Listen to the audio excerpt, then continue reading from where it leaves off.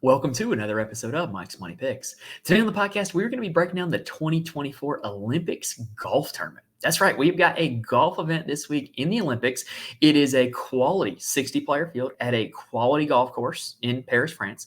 And I'm very much looking forward to it. So we're going to have our full breakdown here for you today. We're going to take a look at Le Golf National itself, and then we're going to take a look at the golfers in the field and tell you who we like for DFS, betting, and one-and-done purposes. So if you have not already, please make sure you go ahead and subscribe to the channel. That we can be with us for the rest of the PGA Tour season, because we will be back here every week talking about the regular PGA Tour events, as well as all of our additional college football, NFL, college basketball, best ball content. We have got some best ball content up for NFL, college football, and also we have a PGA best ball episode where we talk about Underdogs Pup Cup for the FedEx Cup playoffs. So make sure you check that out if you are interested in that as well. But without further ado, let's go ahead and dive into Le Golf National. All right, so the Olympics host course is known as Le Golf National.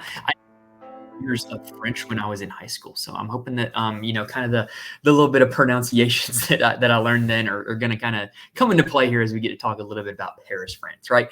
So anyway, Le Golf National has been the host of the Kazoo Open de France, long-running event on the DP World Tour. Generally attracts a pretty quality DP World Tour field to it, and it also hosted the 2018 Ryder Cup, which was won by the Europeans. The Americans have not won on European soil in what feels like forever.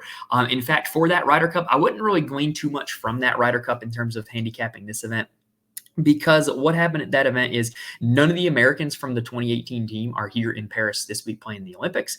And also, Thomas Bjorn, the European Ryder Cup captain, specifically sought out to have the rough grown up, thickened out, and pinched in, so that way the Americans that missed the fairway would have to deal with the thickest rough possible. And so really it played certainly different that week at the Ryder Cup than it has at all the Kazoo Opens that it is hosted. So with it being a long-running host on the DP World Tour, we do have a generally pretty good profile of what types of golfers play well here, what types of golfers tend to win here at this course, and what type of course it is and what we can expect, right? So Le Golf National is a par 71. It rates out at almost 7,200 yards, and water is in play on over half the holes. It is not a big parkland tree-lined course. Really, the main hazards that you're dealing with, there are a few sparse pot bunkers, but there's a lot of water and a lot of rough that can be quite difficult to deal with if you do have a big miss. But with it being a par 71, with it being almost 7,200 yards, this is not a long course. This is not going to be like any elite long iron test. This is going to be a course where every club in the bag is going to come into use, and you're really going to be able to separate yourself tee to green here at Le Golf National. Here's what I mean by that. This is not a course like a Winged Foot or a Torrey Pines, where the fairways are so narrow that no one is hitting them and everyone's playing from the rough. This is also not a course like TPC Craig Ranch, where the fairways are so wide and the greens are so big that everybody's going to be able to hit them and have their chance at birdie. This is very much like a TPC Sawgrass, TPC Southwind, TPC River Highlands type of course, where the landing zones are big enough that players who are accurate are going to be able to hit them, and there's enough penalty that players who don't hit them are going to be in great danger if they do not. The greens are also big enough that the accurate elite approach players are going to be able to hit them. If you're not coming correct on approach, though, you're not going to be able to hit these greens, and you're going to be scrambling. So this is a course where you can really, really separate yourself tee to green with every club in your bag, and if you can avoid the hazards, if you can avoid making bogeys, then you should be able to play well here this week at Le Golf National. Also, when it comes to coming into this event, we've got golfers from a lot of different tours coming in. With this being, an Olympics field, we've got our regular run-of-the-mill PGA Tour golfers. We've got some LIV guys. We got some DP World Tour guys. We've got some Korn Ferry Tour guys. So I'm going to try not to put too much stock into recent form. I'm going to try to put a lot of my stock into long-term profiles and who succeeds at this type of golf course and in this type of event, as opposed to just what the guys have done recently. Now, speaking of recently, if you're curious as to where I have been, because I have had a kind of 2-week hiatus here on the channel. I did go on vacation before the Open Championship and was on vacation throughout the Open Championship. And on our last night on vacation, I ate at a seafood buffet, and I'm convinced that I ate something there that was just off. Not going to say the name of the place because the food wasn't bad, but like, when you go to a buffet, you never know how long the stuff's been out there. You don't know if it was handled with care. You don't know how long those ingredients been sitting back there in that kitchen. So I ate something that was off. I was dealing with food poisoning for a week, so I was not able to do the 3M show. So really, I haven't even had a chance to talk about the Open Championship, but like the Open Championship is the ultimate event where I love watching it, but golly, it's a kick in the nuts to play DFS and bet, like just because everything so much came down to the weather wave and who got the good weather advantage. And so I'm really kind of throwing a lot of results from that out. The 3M Open, I had a pretty good player pool in terms of making the cut, but I did not have Jonathan Vegas in my player pool. I did not have a lot of the top of the leaderboard in my player pool. So it was not a profitable week, but it was also not a total loss because I did have a lot of 6 of 6s and a lot of 5 of 6s as well. One thing that I found interesting about the 3M was that like apparently every tout bet Jonathan Vegas, but like if you were looking for content Monday, Tuesday, and Wednesday, no one was talking about Jonathan Vegas. Well, weird occurrence there. But anyway, we're on to the Olympics, and we are going to be back for the Wyndham next week. The Wyndham is my tournament with it taking place near my hometown in Greensburg, North Carolina.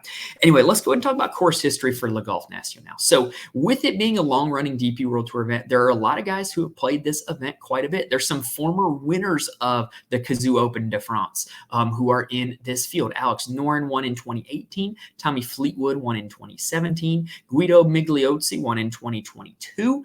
And I believe somebody else won this in 2021. I'm going to look that up really quickly. But anyway, in terms of playing the event, Fabrizio Zanotti, who has not played a whole lot on the DP World Tour this year, he has played a ton here in this course due to kind of mixed results. Also, I did get the update. Last year, Ryo Hisatsune won this event. And then 2020 and 2021, there was no playing of the tournament.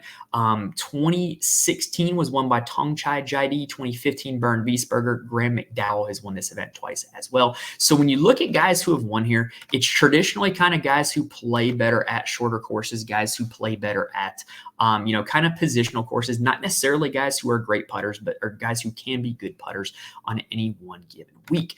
In terms of the guys who have played the best here, Rory McIlroy does own a third place finish here at this event. Jon Rahm played here twice on the DP World Tour, a T10 and a T5. Tom Kim played this event last year, finished T6. Benny An apparently has a good finish, but it was also like a long time ago. Alex Noren does have 3 straight top 18 finishes here in his last 3 appearances. Thomas Dietrich has historically played this event pretty well, as has Thorbjorn Olesen, as has Ryan Fox. So that's really what we're looking at this week in terms of course history at Le Golf National. In terms of the key stats that we're going to be looking at, it's going to be a list that is very similar to what we see at a course like a TPC Sawgrass. I think the number one way to separate yourself this week is going to be on approach. Guys who are able to separate with their irons are going to have an advantage. Off the tee, I'm going to look at total driving, which takes into account distance as well as accuracy, because I do think distance can be an advantage this week to give yourself a lesser club into some of these greens, but it's going to be more important that you're going to be hitting the fairways, because if you're not hitting the fairways, you're either going to be caught in some pretty gnarly rough or you could be dealing with water hazards. I think bogey avoidance and ball striking are 2 other stats that I'm going to be looking at. I do expect this course to play decently difficult. I don't think this is going to be a straight up birdie fest, but it's going to be very much in the vein of a TBC Sawgrass type of course where the best in the world are going to be able to separate with their tee to green game, and the guys who play well tee to green are going to be the guys who find themselves at the top of the leaderboard.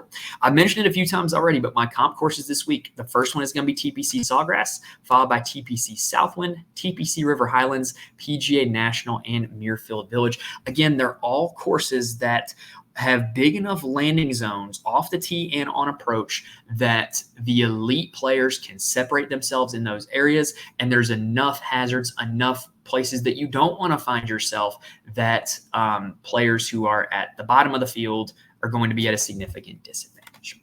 All right, now I did go ahead and make a custom model for this event. However, with it being a a kind of a mixed field.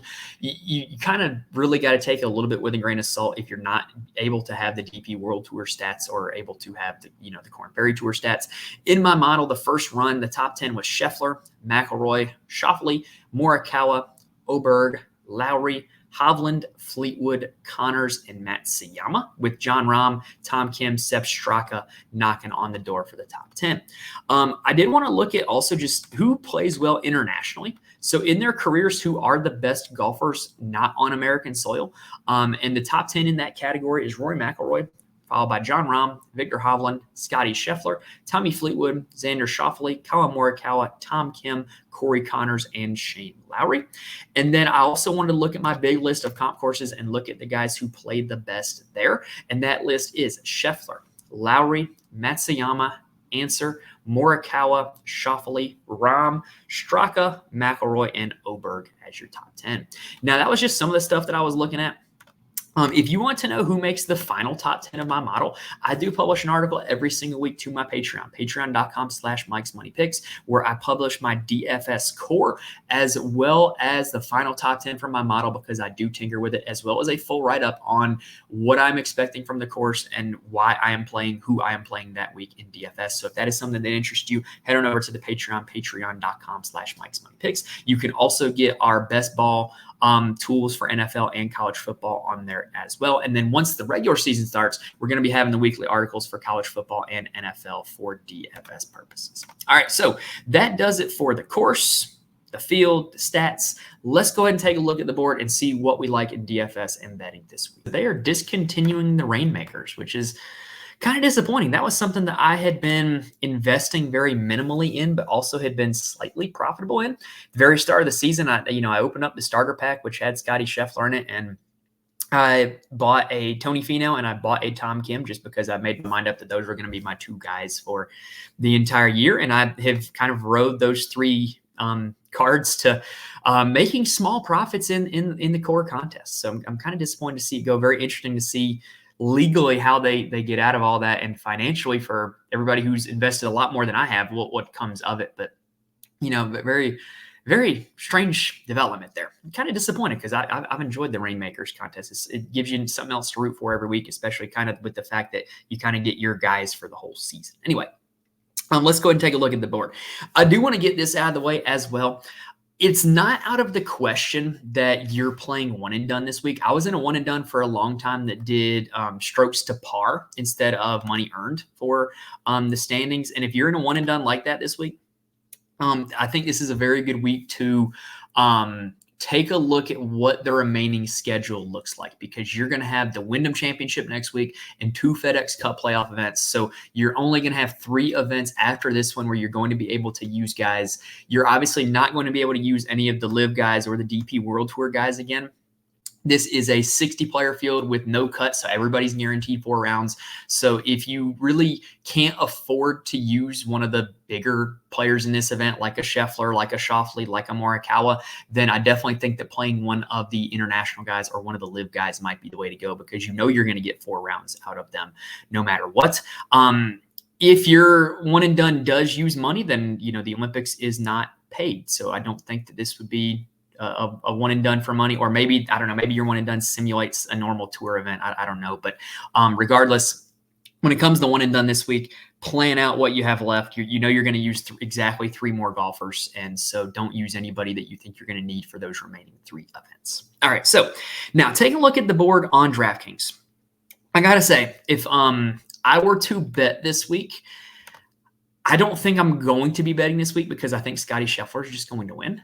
You think back to all those courses that we talked about of the comps, TPC Sawgrass, TPC River Highlands, Muirfield Village. Well, who won at all those courses? Scotty Scheffler, because those courses all allow you to really separate with your tee to green game.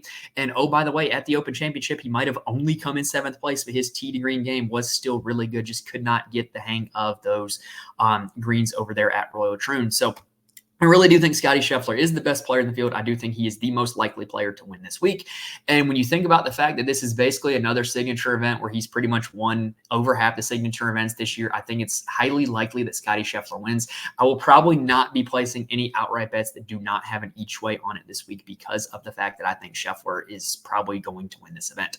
Now, from a DraftKings perspective, though, playing Scottie Scheffler really hampers the rest of your lineup. Here's what I mean by that. You put Scheffler in on DraftKings, and the average remaining salary for a player is $7,500. Well, when you think back to all the signature events with the 70-player fields that we've seen all season long, and the stars and scrubs approach has been the move at those events because the 70th best player in a signature event field is not significantly worse from the 30th best player in a signature event field. And you're kind of able to pick out the guys from the bottom who are able to rise to the top, right? Well, this week, it's especially hard to do that because you look past about $8,000 and it is not a quality list of golfers at the bottom of this field, especially with the 6K range. So because of that, I actually think that Scheffler, even though he makes the most sense in the world, is going to come in at slightly lesser ownership than I would expect him to. Like, I don't think he's going to be like 40 to 50% owned because of that salary that he carries. And so that's going to make me more so want to play Scheffler. And that is going to make me more so really want to find the guys near the bottom that I can play with Scheffler in order to make a more comfortable lineup. Now, what I also think is going to happen is Schauffele, McIlroy, and Rahm really aren't that far off of Scheffler in terms of salary. If we're being totally honest, like you're still putting a pretty significant squeeze on your lineup by starting with Schauffele or McIlroy or Rahm, right? So I think that those guys are actually going to come in slightly under-owned as well, because what I think is going to happen is you're either going to pay up for Scottie Scheffler, or people are going to start their lineups with Collin Morikawa, which makes a ton of sense in my opinion. We've been talking about Collin Morikawa for quite a while now. He was a fade of mine at both the Scottish Open and the Open Championship, not because of anything he's done statistically, but because I generally don't trust him at poor weather, windy type events, right?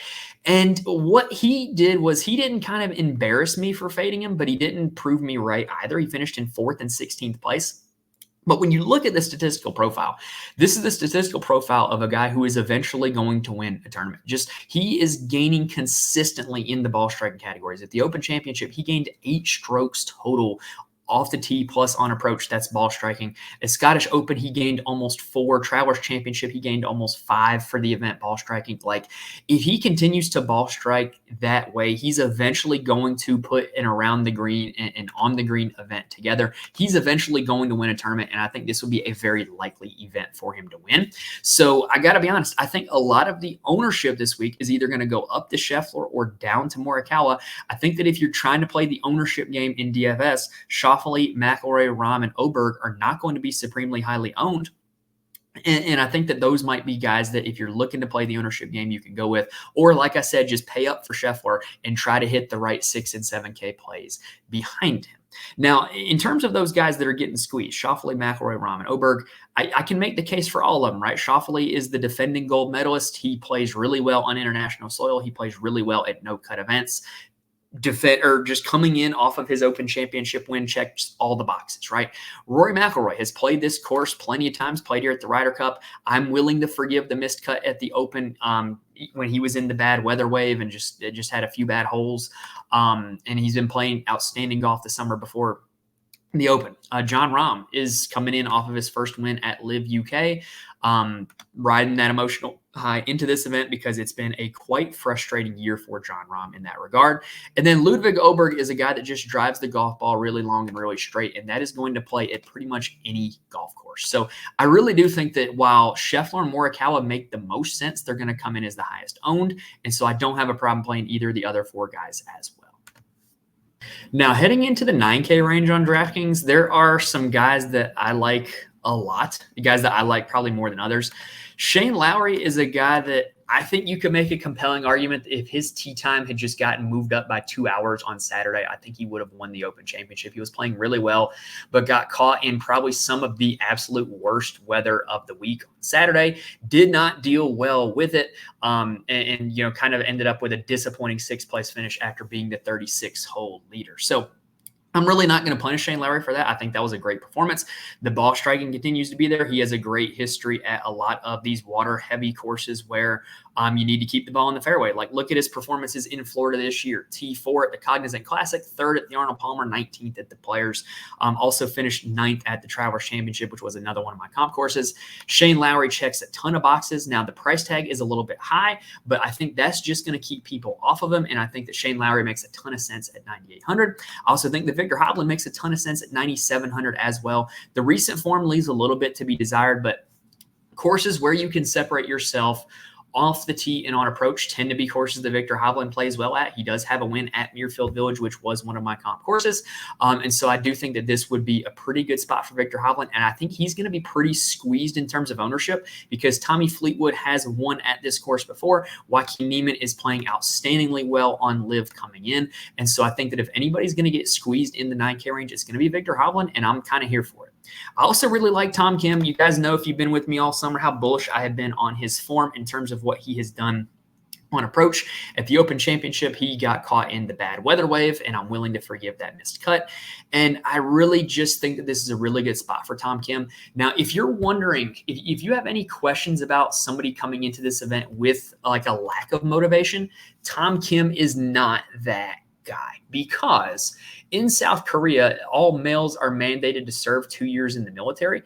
One way you can get exempt from that service is by winning a medal in an Olympic Games. And so if anybody has motivation to play well, it'd be kind of like Tom Kim, who, hey, like you don't have to miss 2 years of a quite lucrative golf career to go serve in the military if you win a medal this week.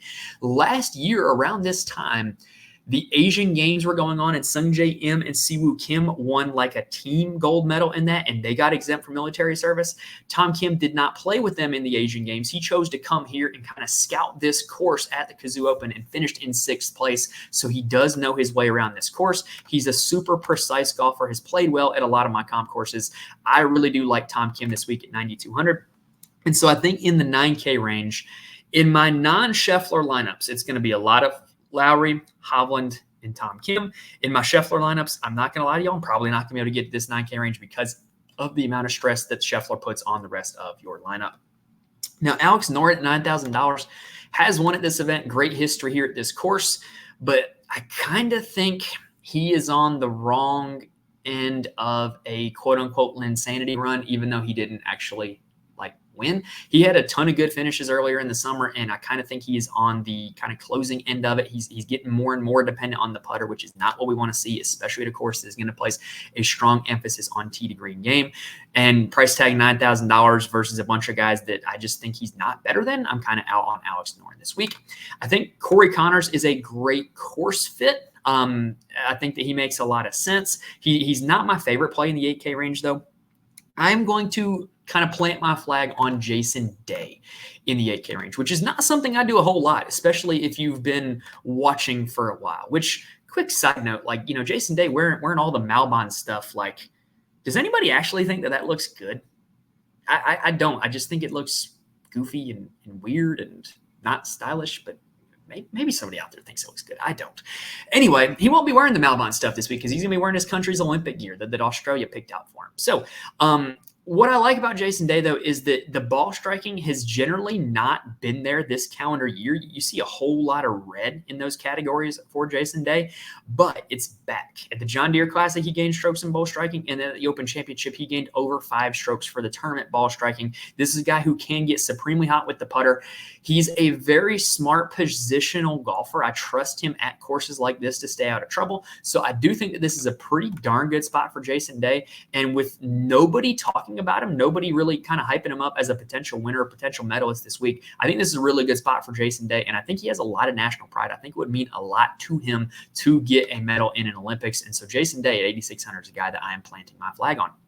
I'm also going to do the same with Sepp Straka. So a lot of those courses we mentioned as comp courses are great Sepp Straka courses. Runner-up at Southwind, winner at PGA National, but also look at what he's done in the ball striking categories lately. Pretty much every tournament he has played since the Valspar Championship, he has gained strokes in the ball striking categories.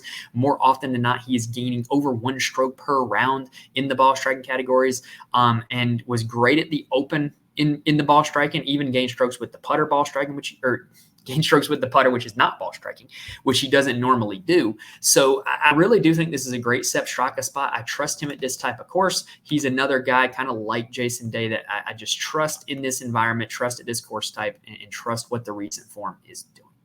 Thomas Dietrich is an interesting one because he does have a lot of history of playing at this course. And, being from nearby Belgium, I think that geographically that's pretty close to France. So he's probably used to this type of ground, this type of golf course. No problem playing him at 8,300. Another guy I like in the 8K range, though, is going to be Wyndham Clark. So, yeah, he was really bad at the Open, but, is this guy really deserving of being this price tag? Like a few months ago, we were talking about Wyndham as the second or third, fourth best golfer in the world, before the Masters, if we're being honest. Like that run he had in the Florida Swing, where he did come in second at both the Arnold Palmer and the Players to Scotty Scheffler. He was talked about as one of the best golfers in the world, and I think he still can be that. And those are the types of courses that the two that he finished runner-up at. That's the type of course that he's going to see this week. And so I do kind of trust Wyndham to get it back. I'm going to make a bet on the talent, and I think that Wyndham's a pretty solid play there at $8,100. Now, at $8,000, even Matthew Pavone is kind of like the betting favorite to be top Frenchman, but he doesn't have great form coming in. He does not have great history at this event. Kind of out on him at $8,000. I think that's a bad price by DraftKings, if I'm being honest.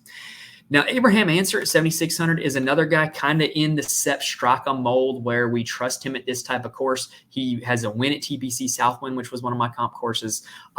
He's just an accuracy player, can get hot with his irons. He's been playing pretty solid on LIV this year. I have no problem going to Abraham Answer at $7,600. I think he's a really sensible play. Guido Migliozzi is a guy at 7,400 that has won at this event before, made the cut at the Open Championship a few weeks back, won on the DP World Tour earlier in June. Not a bad look for Guido Migliozzi at $7,400, in my opinion. Christian Bezuidenhout is a guy that a lot of content creators, a lot of tout sites are going to be hyping up this week because of his history at shorter courses where wedge play is emphasized, Florida courses where water is in play. He has a great history at that type of course, but his form coming in is not great. He's missed 2 straight cuts.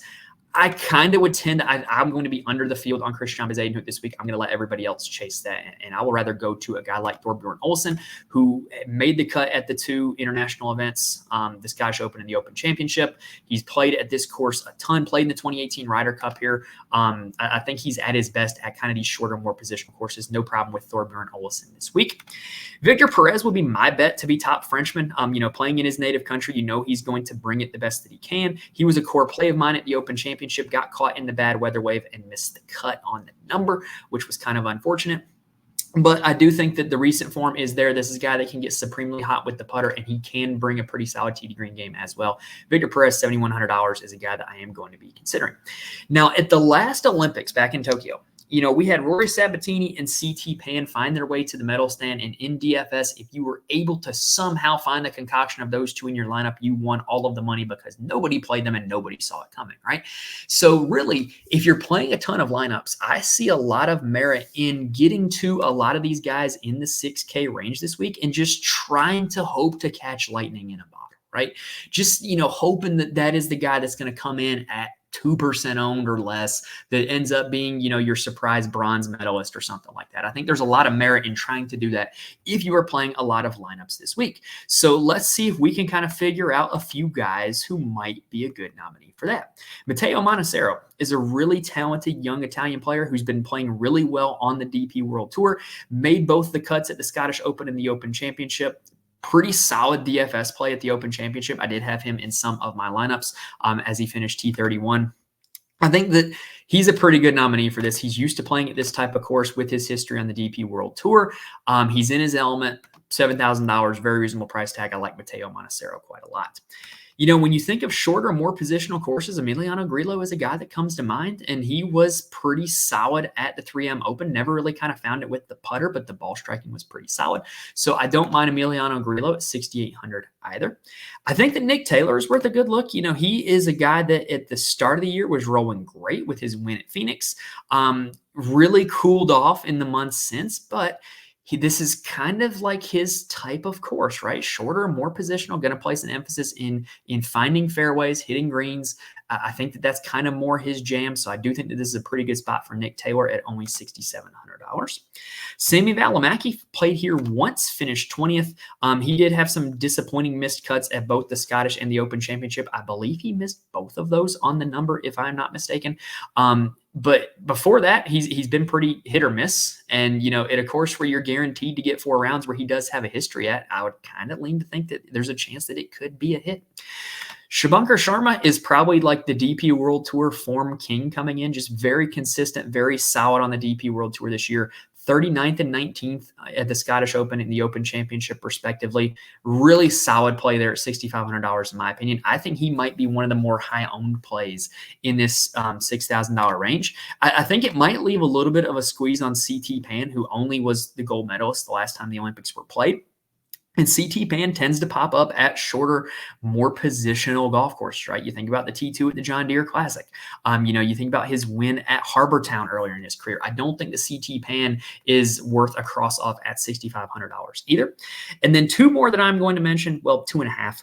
Matty Schmid was really hot at the start of the year when he was playing this type of golf course. T17 at the Valspar, T26 at the Players. This is kind of more the track of like what he's best at, right? T12 at the 3M Open last week where he played really well. $6,400, Matty Schmid, not a bad price tag at all.